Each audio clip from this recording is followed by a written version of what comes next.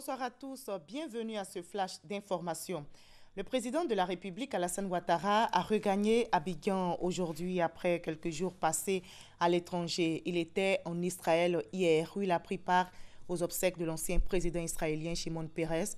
Avant Israël, le chef de l'État était en France pour participer en qualité d'invité d'honneur au 40e anniversaire du Centre d'études et de recherche sur le département international de Clermont-Ferrand. Le prix du kilogramme de cacao pour la campagne 2016 est fixé à 1100 francs CFA, soit une hausse de 100 francs. La troisième édition donc des Journées nationales du cacao et du chocolat a été célébrée aujourd'hui. C'était en présence de tous les acteurs engagés dans la production du cacao et sa transformation. Herman Guivi. Une ambiance de fête foraine, un décor de fèves de cacao séchées et exposées au soleil.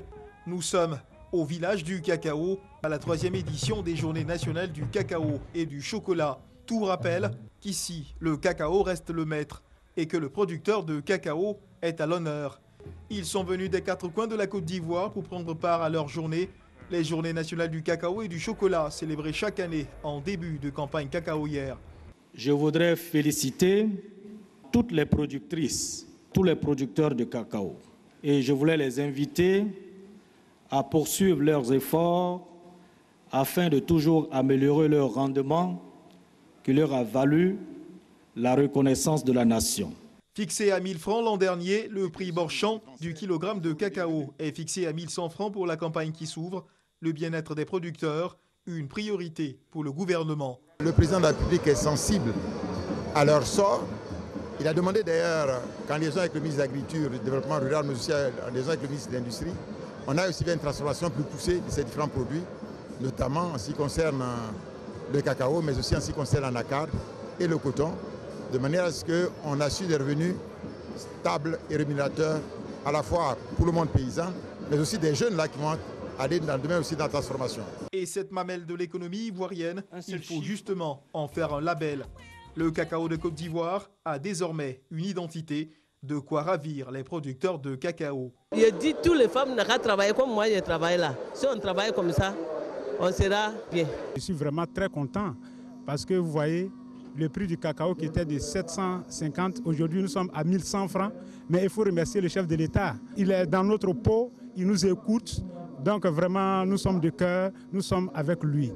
Des résultats positifs qui n'auraient pas été possibles sans le soutien de partenaires dont le CNRA, le Centre national de recherche agronomique. Les travaux déjà engagés ont des résultats qui sont très promoteurs parce que nous allons vers la sélection de matériel végétal résistant justement à la sécheresse. Agir ensemble pour relever les nouveaux défis de la filière cacao, le thème de cette troisième journée de célébration, un thème à valeur de symbole pour marquer l'engagement des différents acteurs de la filière cacao de toujours veiller à rester numéro 1 mondial de la production cacaoyère. La deuxième session ordinaire de l'Assemblée nationale sera ouverte le mercredi 5 octobre prochain avec une particularité, la présence du président de la République, Alassane Ouattara, qui viendra faire une communication sur l'avant-projet d'une nouvelle constitution.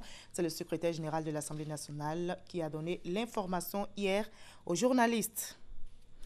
La Journée internationale des personnes âgées est célébrée tous les 1er octobre et donc ce samedi 1er octobre, la Côte d'Ivoire, à l'instar des autres pays, célèbre cette 26e journée sous le thème Solidarité intergénérationnelle sous l'inclusion des personnes agréées dans un environnement de la paix.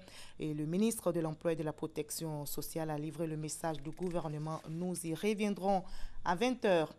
Hors de la Côte d'Ivoire au Gabon, les réseaux sociaux tels que Facebook, WhatsApp, Viber, Skype, coupés totalement sans explication durant près d'un mois, viennent d'être rétablis. C'est donc le grand soulagement pour les internautes. Par ailleurs, l'opposant Féfé Onangan, proche de Jean Ping, a été remis en liberté provisoire. En bref, la Jamaïque, l'Haïti et Cuba se préparent à l'arrivée de l'ouragan Matthew en provenance des Caraïbes et d'une très forte puissance. Cet ouragan menace de frapper dans la nuit d'aujourd'hui à demain la Jamaïque, puis Haïti et Cuba, selon le Centre américain de surveillance des ouragans. Nous sommes samedi aujourd'hui, nous aurons notre page culture, nous parlerons de la relance du cinéma ivoirien. Et notre invité donc est M. Désiré Begros, c'est un acteur, scénariste ivoirien. Il est le directeur des opérations à l'Office national du cinéma de Côte d'Ivoire. Il revient du Maroc où s'est déroulée la semaine du cinéma ivoirien. La Côte d'Ivoire et le royaume chérifien ont signé un accord de coproduction et d'échange cinématographique, un accord pour booster le 7e art dans les deux pays. Quelques années donc après cet accord, où en est notre cinéma?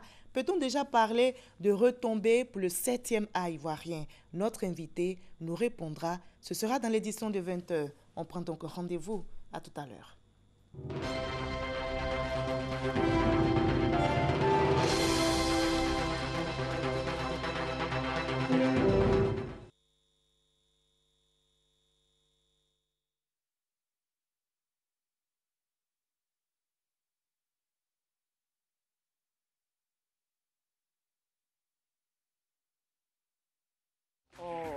Hey, non, c'est trop bon. Moi, ce que j'aime chez lui, c'est qu'il a réponse à tout. On ne s'amuse jamais avec lui. On ne sait jamais ce qu'ils vont faire. En plus, ils ont des histoires vraies qu'ils racontent. Il y a trop de choses qu'on apprend lorsqu'on la regarde. On est toujours surpris avec eux. Les confessions aussi palpitantes les unes que les autres. Et ça me manque. Moi, ça me manque de... Leur fraîcheur nous manque. Tous ces moments-là me manquent. Ça me manque de... En tout cas, je rate jamais. Ne vous inquiétez pas, elle revient très bientôt. Soyez là.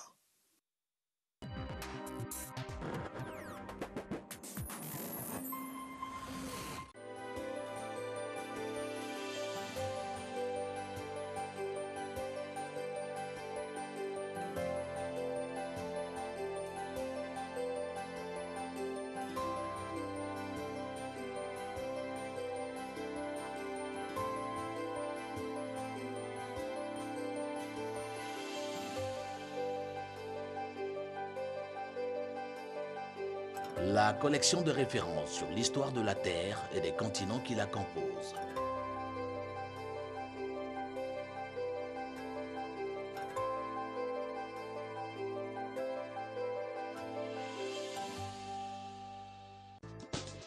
La valse des continents, tous les jeudis à 20h50 sur RTI 1.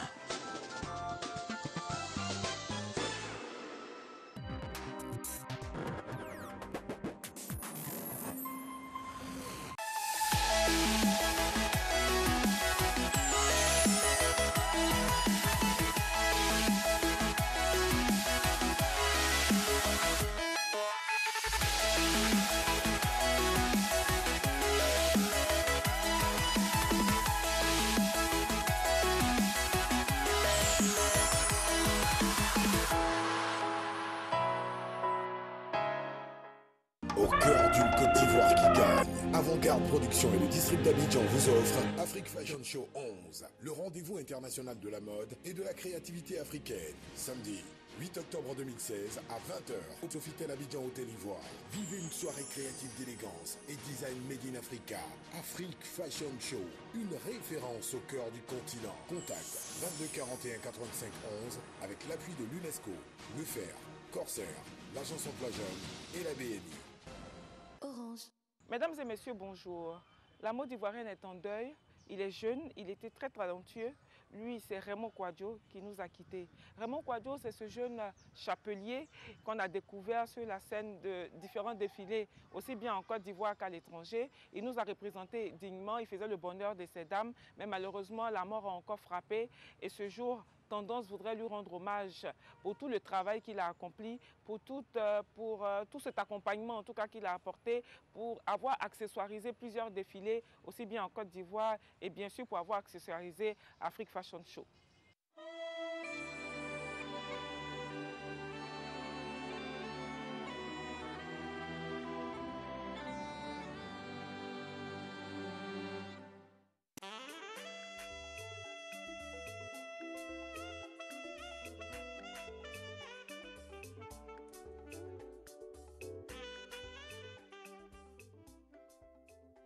Je suis Raymond Kouadio, chapelier décorateur.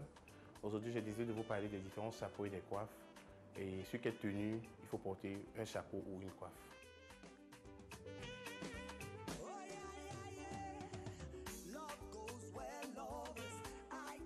Là, vous avez un mannequin qui porte un chapeau rose fuchsia et or. Et je vais vous expliquer sur quel genre de tenue il faut porter et à quel moment il faut porter. Voilà, donc là, c'est un chapeau rose fuchsia que vous voyez, le chapeau dont je parlais. Ça se porte en général sur une robe très simple, une robe droite. Elle peut avoir une robe noire, par exemple, et des accessoires dans les couleurs.